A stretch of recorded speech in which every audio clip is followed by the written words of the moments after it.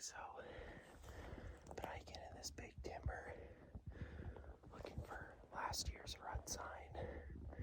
It's early October. I got the chicken gun with me just in case I run into some blues, but we just came across a shed.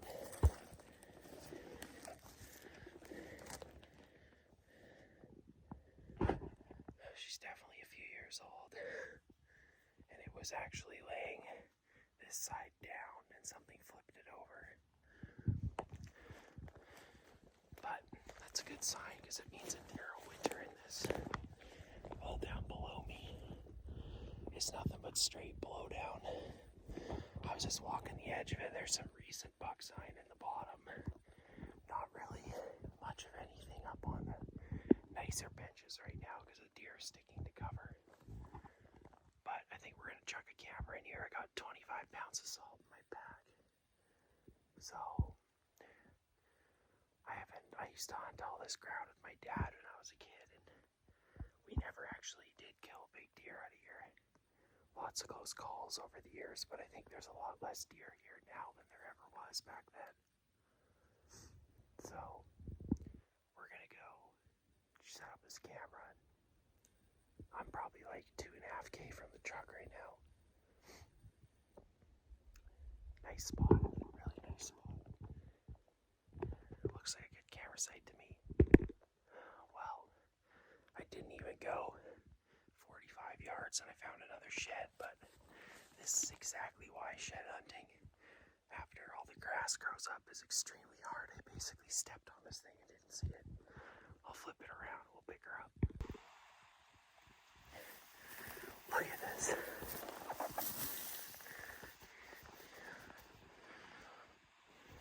Completely buried. That's not this year's freshie, but the year before, last year's. It's a good antler. I didn't see much for rut sign in here, but just a couple really old ones. But apparently there's some younger bucks wintering in here, so I think we're gonna drop a camera right here. Because if they're shedding in here, that means they'll probably rut in here too. So I picked a spot in around all this blowdown. Found one shed there and one down. I just came up on this bench a little bit on the edge, and from here on out it's pretty open, so I just didn't want to put it in such a confined space. But we're gonna put it on that tree facing this way underneath all this stuff. I was just trying to find a clump of canopy so that whatever salt I put in here doesn't get completely buried. Not that the deer won't dig it up, but just the way my brain works.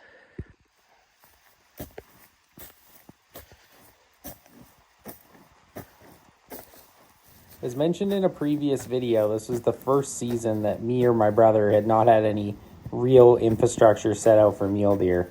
The last 4 years of our hunting, we basically used all of our time and effort looking and searching for a particular whitetail or two.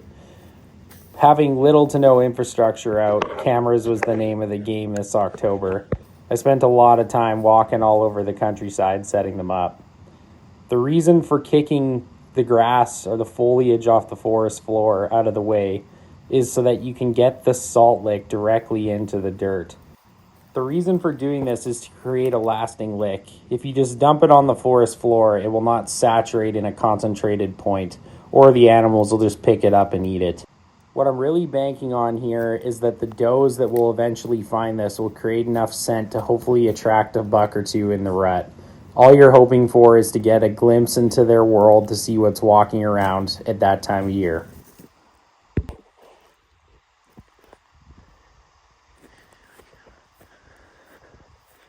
Really sucks losing fat maps because I lost all of my locations, which is fine, but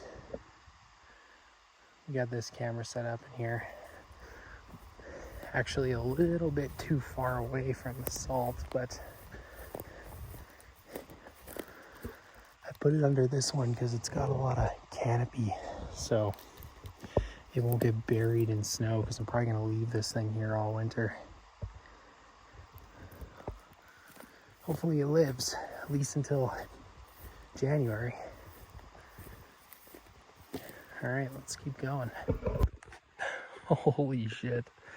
I was just looking at this when I was setting up the camera for probably 5 minutes from a distance, and I just couldn't tell what it was, but when I was leaving, I wanted to go look. That's a fucking giant. Oh my God. It's old, but that thing is huge. The genetics are here, that's for sure. Yeah, she's been here a little bit, but look at that. Oh my God.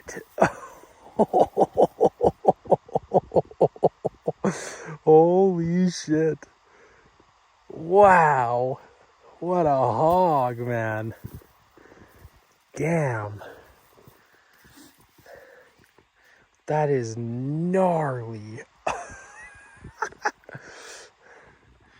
I hope we get something like that on camera time, because this deer's probably long dead. Hard to say how old it is. I mean, moss does grow really quickly on north faces, so in theory it could not have been here for that long. But it does have a little bit of cracking, so it's probably older considering it was north face. Backside's mint though. That's the biggest shed I found all year by a mile. That thing is a hammer. Fuck yeah.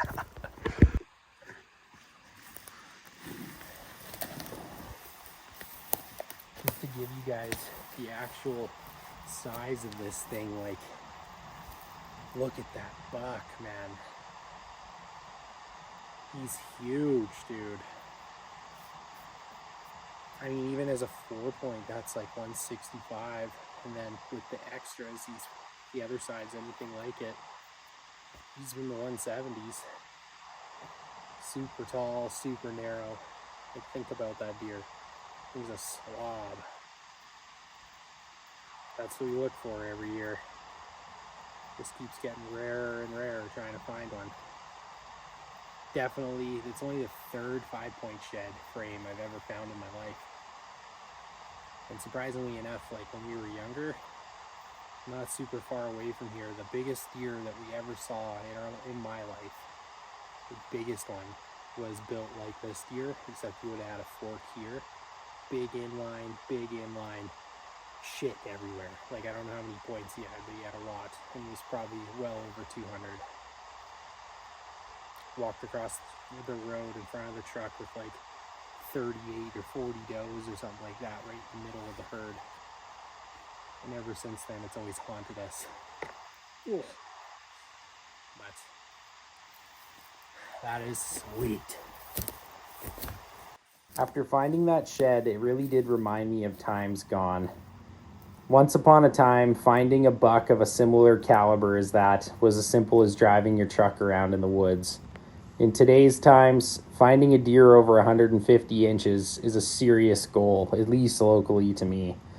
Through all the trail cameras, hunting, scouting, we rarely ever do find bucks that break the 160 mark, at least in our neck of the woods. So that deer is an extraordinary animal. I've seen a few of this caliber locally over the years, but in the end, it's just another pipe dream. Here's an old one for you. Really old one. That thing is ancient. Pretty cool. Frick, all I'm doing is walking around looking for rut sign. Found more sheds in one hike than I do in most shed hunting days. It's kind of funny. Did all my fluids in this thing the other day, and the only thing I didn't do was the coolant, because it was just a lot easier to not make a mess if I just paid the extra $100 to get somebody else to suck everything out. So they swapped the caps on me, and it's not, that cap is not meant to be on the rads. When I was driving up here, this thing was puking rad fluid. She's a little bit low. Not below the minimum or anything, but just a little low. Saw a big blue grouse on the way back to the whip, but he's started moving before I even saw him. I heard him, and then he took off and didn't stop anywhere close, so we didn't get him, but we're gonna go into another spot now and see what we can make happen here.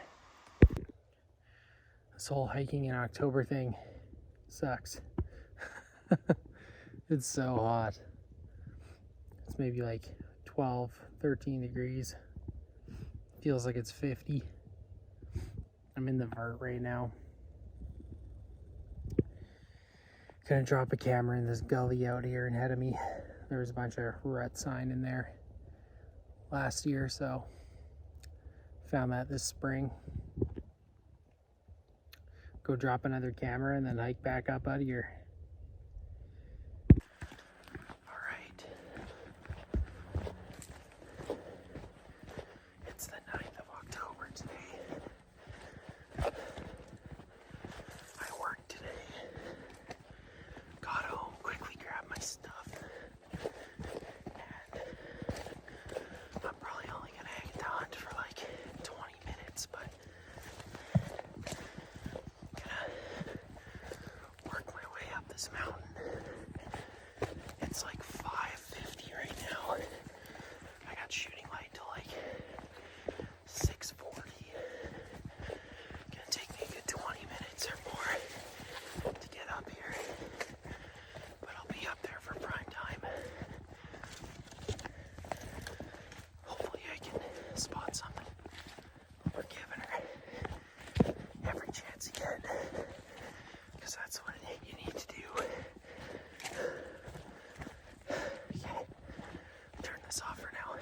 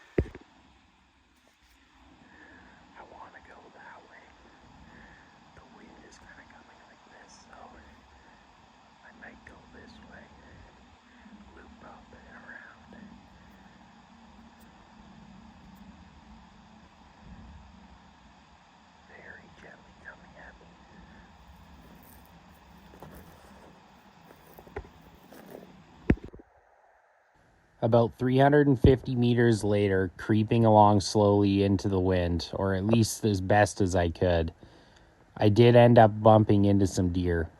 I could hear them walking in the dry ground right down beside me in the left in this regen. I couldn't see them, and eventually one of them either heard or winded me, and they spooked and busted out to the left. This doe appeared out of the same pocket of timber and then walked back towards me in my direction. It's always interesting to see what these deer do when they don't exactly know what's going on. In this particular case, she was very curious as to what was going on around her, but she had no idea where I actually was. The wind was swirling and doing all types of crazy stuff, very gently, but it was enough to make her confused.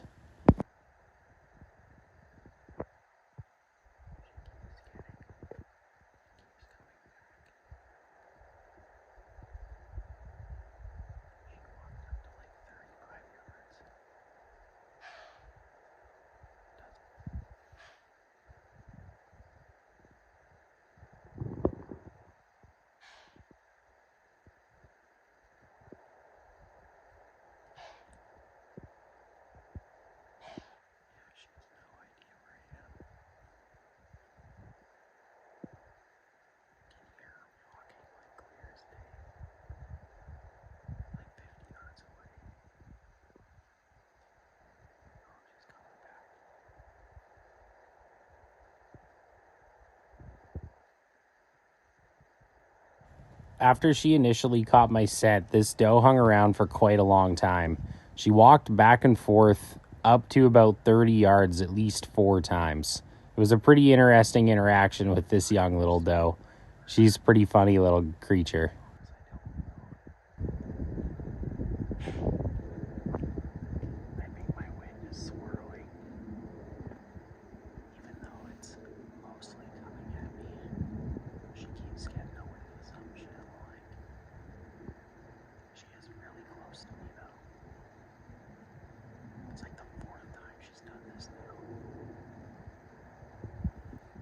2 deer went this way, where she is. There was another doe that went the same way she's going right now.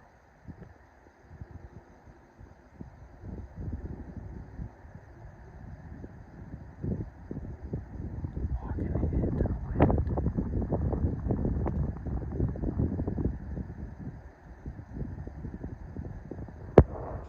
But there was 2 more down here that went downhill, and I only caught a flash of them. I knew there was deer here because when I was standing still glassing, I could hear them walking, like breaking sticks pretty close to me. It's really hard to tell sometimes what's going on. But safe to say I'm busted. Always seems to be good hunting now, like timber hunting when it's quiet. Deer get up and move around. But it's also good to have no wind because the wind just does crazy stuff all over. Like that doe that's huffing at me. Not even too sure that she ever seen me. Definitely did see me because I didn't really fled. If the wind did get me, like it would have been from quite a big group of wind instead. Because the wind's coming this direction right now.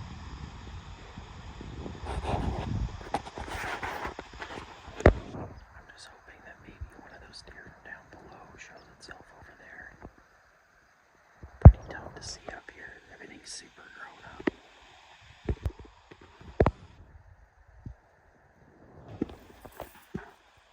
Pretty fresh deer sign.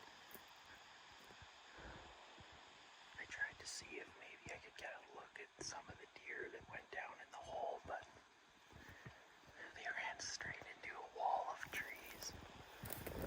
So I ain't getting a look at them.